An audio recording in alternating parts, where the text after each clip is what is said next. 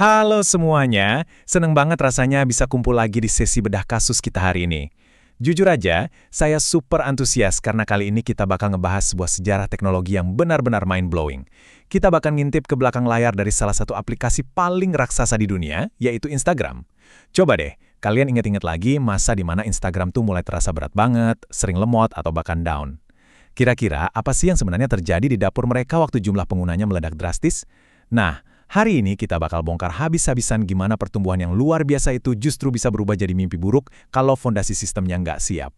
Tapi sebelum kita masuk lebih dalam, saya mau tanya dulu nih, pernah nggak sih aplikasi di HP kalian tiba-tiba jadi super lambat tepat setelah mereka merilis fitur baru yang kelihatannya keren banget?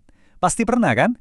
Ya, kita semua emang suka banget sama update yang ngasih hal-hal baru dan seru. Tapi, di balik tampilan yang cantik itu, ada hukum sebab akibat yang cukup kejam di dunia engineering.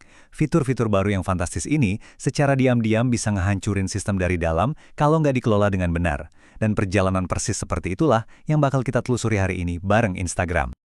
Oke, kita masuk ke bagian pertama, ledakan fitur baru. Disinilah awal mula semua masalahnya.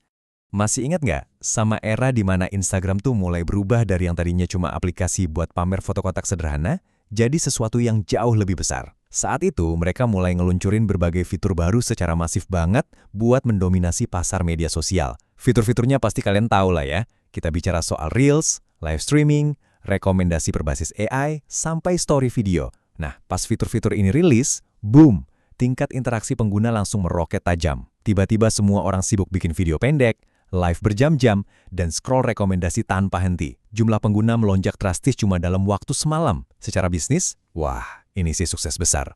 Tapi secara teknis, percaya deh, ini adalah awal dari sebuah badai. Lanjut ke bagian kedua, beban berat di belakang layar. Di sini, setiap detik itu sangat-sangat berharga. Gini ya, kesuksesan di layar depan itu selalu ngebawa beban kerja tersembunyi yang luar biasa berat. Coba deh kita ganti kacamata kita sebentar. Dari sekedar user biasa, jadi seorang engineer. Setiap detiknya, iya, literally setiap detik, sistem tuh dipaksa buat ngejalanin serangkaian proses komputasi yang super berat dan nggak boleh ada error sama sekali. Coba bayangin, sistem harus memproses jutaan upload foto dan video, terus harus ngejalanin komputasi AI buat miliaran feed. Belum lagi ngelayanin request dari user yang asik nge-refresh, nyimpen data yang terus numpuk, sampai ngejalanin streaming video secara real-time. Bayangin aja kelima tugas raksasa ini terjadi berbarengan setiap detik di seluruh dunia. Gila kan? Nah, di bagian ketiga ini kita bakal bahas arsitektur server awal. Yup, awalnya mereka cuma pakai satu server raksasa. Terus pertanyaannya, apa sih yang dulunya menopang semua beban gila ini?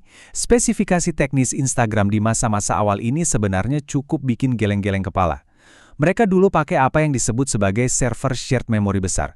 Jadi pada dasarnya, ini tuh cuma satu server tunggal yang ukurannya raksasa banget, diisi sama banyak CPU multicore, dan semuanya terhubung pakai arsitektur memori bersama. Biar gampang ngebayanginnya, kita pakai analogi dapur raksasa aja ya. Bayangin sebuah restoran yang super duper besar. Di situ ada ratusan koki hebat. Nah, koki ini adalah CPU-nya. Tapi anehnya, cuma ada satu kulkas raksasa di tengah dapur, dan ini adalah shared memorinya. Coba pikir deh, apa yang bakal terjadi kalau ratusan koki ini berebut ngambil bahan masakan dari satu kulkas yang persis sama di detik yang sama juga? Masuk ke bagian keempat, kehancuran sistem. Disinilah server raksasa kita mulai kewalahan dan goyah. Begitu jutaan pengguna mulai menyerbu aplikasi, dapur raksasa ini nggak kuat lagi nahan tekanannya. Ini bener-bener skenario mimpi buruk buat para engineer. Server langsung mengalami overload yang parah banget. Respons aplikasi jadi super lambat. Terus, terjadilah yang namanya memory bottleneck, alias kemacetan total di jalur memori. Ingat analogi ratusan koki tadi?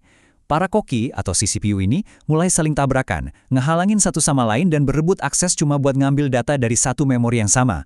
Hasilnya, latency atau waktu tunda melonjak gila-gilaan. Sistem ini hancur bukan karena mereka kekurangan CPU, tapi murni karena semua CPU itu saling antri dan numpuk di satu titik. Oke, kita melambat sebentar di sini, karena datanya cukup bikin jantungan. Ini adalah data asli dari pemantauan sistem mereka, nampilin jumlah pengguna aktif versus waktu respons. Waktu penggunanya baru 1 juta, respon aplikasinya kencang banget, cuma 1 detik, masih sangat nyaman.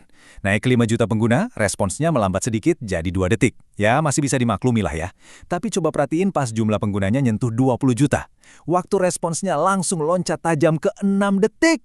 Bayangin, 6 detik cuma buat ngeliatin layar loading muter-muter. Itu rasanya udah kayak berjam-jam kan? Aplikasi mulai terasa patah-patah dan pastinya bikin user frustrasi. Dan sampailah kita di titik kritisnya, 15 detik. Ya, kamu nggak salah dengar. Ini adalah jeda waktu yang sangat menyiksa ketika jumlah pengguna aktif Instagram tembus 50 juta orang. Coba deh kamu bayangin, kamu buka aplikasi, mau lihat Reels atau Story, tapi kamu dipaksa natap layar kosong selama 15 detik penuh sebelum ada satupun gambar yang muncul. Nggak mungkin banget kan? Di dunia digital, nunggu 15 detik itu artinya aplikasi tersebut secara praktis udah nggak bisa dipakai lagi. Sistemnya benar-benar lumpuh total dan kehabisan napas. Bagian kelima, akar masalah shared memory. Kita cari tahu yuk siapa biang keladi utamanya? Jadi mari kita bedah dan otopsi sistemnya bareng-bareng. Inti masalahnya secara teknis tuh ada di sini. Karena semua prosesor berbagi memori yang sama persis, jalur komunikasi atau yang sering disebut memori bus menjadi luar biasa sibuk dan macet. Ditambah lagi, ada kerumitan dari yang namanya cache coherence. Karena setiap CPU punya ruang penyimpanan sementara atau cache-nya sendiri, mastiin kalau semua CPU ini punya versi data yang paling update dari memori utama, itu susahnya minta ampun dan prosesnya lambat banget. Bottleneck udah nggak bisa dihindari lagi. Server raksasa yang harganya fantastis ini nggak bisa diselamatin cuma dengan nambahin CPU baru. Soalnya masalah utamanya ada pada cara CPU-CPU itu saling berkomunikasi. Nah, itu dia akhir dari sesi bedah kasus kita kali ini yang pastinya ninggalin satu pertanyaan besar di kepala kita. Dengan fondasi server raksasa yang udah tumbang dan terbukti nggak mampu nanganin 50 juta pengguna tanpa loading 15 detik, gimana caranya Instagram bisa berevolusi? Gimana mereka bisa ngelayanin miliaran pengguna secara instan dan mulus kayak yang kita pakai tiap hari sekarang? Jawabannya ternyata ada pada sebuah pergeseran radikal menuju sistem terdistribusi, di mana mereka akhirnya menghancurkan dapur raksasa tadi dan menggantinya dengan ribuan dapur kecil yang super efisien di seluruh penjuru dunia. Tapi, itu bakal jadi topik yang jauh lebih seru buat sesi diskusi kita selanjutnya. Terima kasih banyak udah nyimak dari awal, tetap semangat belajar hal-hal baru dan sampai jumpa lagi.